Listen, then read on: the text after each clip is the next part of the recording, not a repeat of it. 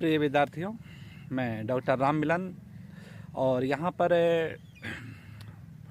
महाकुंभ के पवित्र धरती पर महाराज प्रेम सागर जी हमारे साथ हैं इस समय, और इन्हीं की कुटिया में इस समय हम लोग यहाँ पर उपस्थित हुए हैं। महाराज जी गुजरात के जामनगर क्षेत्र से संबंधित हैं और यहाँ पर 43 दिनों से इस भूमि पर यहाँ गंगा माँ के तट पर आए हुए हैं। तो इनके हाथ में देखिए विद्यार्थी, बहुत ही एक बेहतरीन चीज़ें हैं।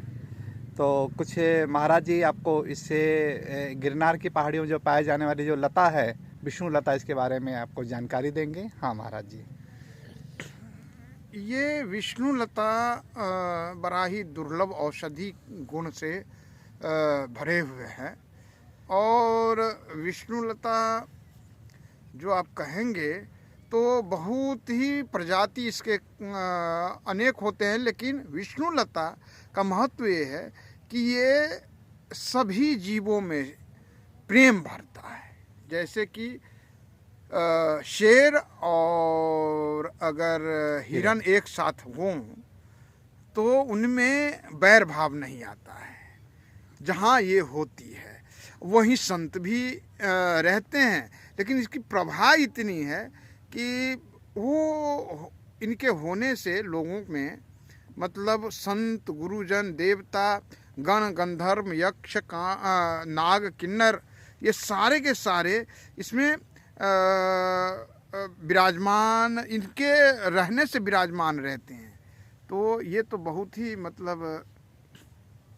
तो महाराज जी, क्या ये केवल गुजरात के गिरनार पहाड़ियों में पाए जाते हैं? अब ये इनके जो भी है प्रजाति अभी देखने को जहाँ भी होगी ना, इसके तना से लेकर इतने ही मोटे होते, लेकिन ये बहुत समय लेते हैं इसको पकने में, टाइम लेते हैं। 500 वर्ष, 1000 वर्ष में इतने मोटे होते हैं और ये बहुत ही जटिल होते हैं। इसकी आयु भी बहुत बड़ा है और इसमें पानी पड़े न पड़े, हाँ, जल मिले बरसात में, उसी से ये जिंदा रहती है।